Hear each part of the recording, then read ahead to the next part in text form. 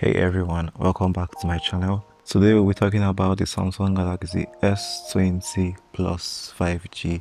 This phone was released 2020 March 6th, yeah. And the phone has 12 gigs of RAM and 128 gig storage.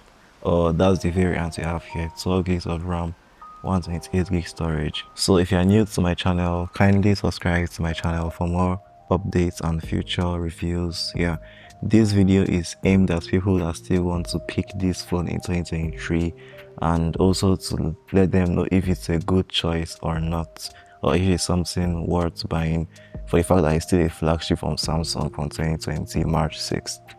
Alright, let's get started. So for the build quality, we have a glass front that's Gorilla Glass 6, a glass back also Gorilla Glass 6, and an aluminium frame by the side. Yeah, it has an always on display and the usual Samsung stuff. The build quality is actually kind of light. Yeah, like the phone is very light to hold, very light to touch, feels much lighter than like a 12 Pro Max or 11 Pro Max that came out in its time. Yeah, and it feels very portable. Yeah, it's not so wide. Most of the 6.7-inch size is attributed to the tallness of the phone, not really the width of the phone. For the display, we have a 2x dynamic AMOLED display by Samsung. It supports HDR10 up to 1200 nits peak brightness, and it's 1440 by 3200, 20 by 9 aspect ratio. It has 525 pixels per inch pixel density. It's 60 and 120 Hz. If you use the QHD, that's the 1440 by 3200, you get 60 Hz. While if you reduce it slightly to full HD in settings, you get 120 Hz. Yeah, let me show you that. In display settings, motion smoothness, this is the high and this is standard. When you use standard, it gives you a 60 Hz and high gives you 120 Hz. Yeah, this is where you adjust resolution. Yeah, when you're on WQHD plus, you get only 60 Hz. You can't get 120. This is only where you can get 120 Hz on full HD plus. Talking about if it's good in 2023 or not, most phones are still 1200 nits peak brightness. Just recently we started hearing about 2000 nits on the newest Pixels, iPhones and Samsungs, and Xiaomi is about to do almost 3000 nits of peak brightness. But on a realistic level, 1200 nits is still good enough. Yeah, so that's not a deal breaker. It still holds up. It's still flagship level. Also, it's 6.7 inches and it has a 90.5 screen to body ratio. Yeah, you can see very slim bezels all around. Yeah, that on the bottom is slightly larger, but it's still symmetric to a good extent. Yeah, all around 90.7, that's flagship level. Most phones are still 80 something. Yeah, so good enough. For the performance, this phone is equipped with Snapdragon 865. Yeah, you can see Snapdragon 865, and it's Qualcomm max speed of 2.84 GHz. Yeah, 1 super core, 3 medium and 4 efficiency cores. That's what it has. It has 12 gigs of RAM. Yeah, you can see it, 12 gigs of RAM, 10.4 actual usable Geekbench, but it's still 12 gig anyways. So for performance, it's actually good enough, although I feel it might have a good start, but at least it has the RAM to back it up and make up for whatever shortcomings the 865 Snapdragon has. Yeah, so I think performance is still quite good to go.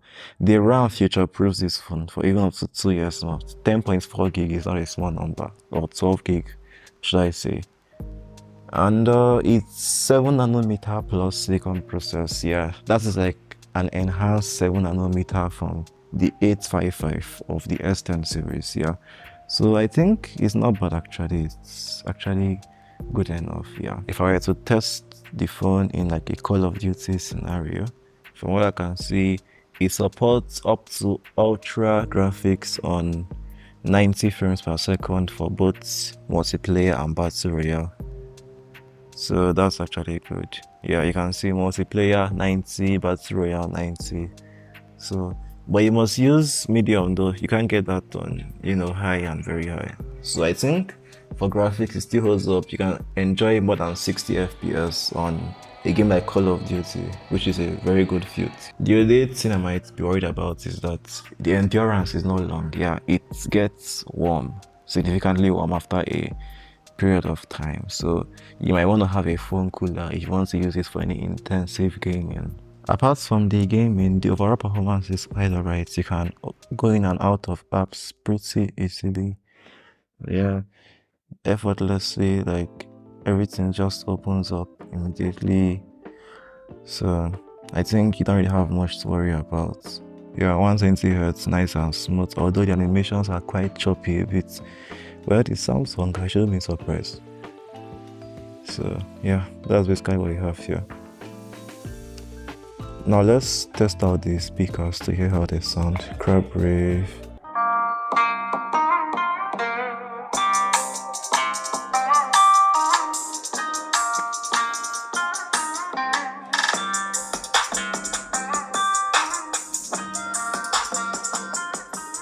Honestly, it lacks some bass, yeah. It's not as bassy as I expect it to be, but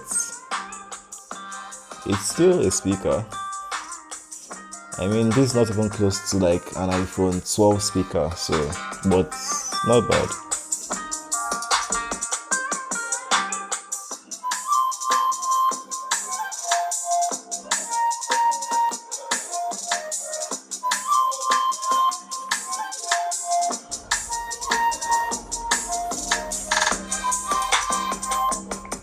It's mid-tier, it's not even on the high side. Yeah, I will lie to you. For the cameras, what do we have? We have 64 megapixels. That's a telephoto lens. Then we have a 12 megapixel wide lens. Yeah, shows me. How does it look on this case? Then we have a 12 megapixel ultra wide lens, ultra wide 12 megapixel, wide 12 megapixel, telephoto 64 megapixel with OIS on telephoto and the wide. It supports up to 8K recording on the video. Yeah, 8K at 24 frames per second. Although it looks weird, I won't really use it. 4K is fine by me, but the camera is also on a mid-tier level. It's not all that, but it works pretty good enough in good lighting. Yeah, so you will need good lighting for sure if you want to enjoy this camera at all. The phone features a few other stuff. It has USB Type-C, USB 3.0, sorry, USB 3.2. It has a 4500 mAh battery, supports 25 watts wire charging and 15 watts wireless. And also it has reverse wireless charging of 4.5 watts, wireless power share. So it has that also. It's an S series phone, it has that for sure. Yeah, so I think that's basically it about the phone. I could run a Geekbench score, but I don't want to embarrass the phone any further. Yeah, so generally, is this phone, Samsung has S20 Plus 5G, worth it in 2023?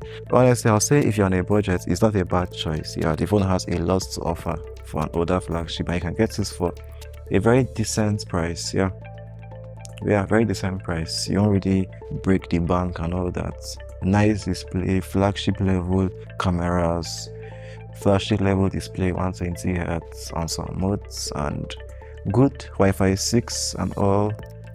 USB Type-C 3.2, supports Samsung DX and wireless DX. You know, has all the flagship stuff. Even has Bixby. Yeah, you can see Bixby. So it's not a bad choice.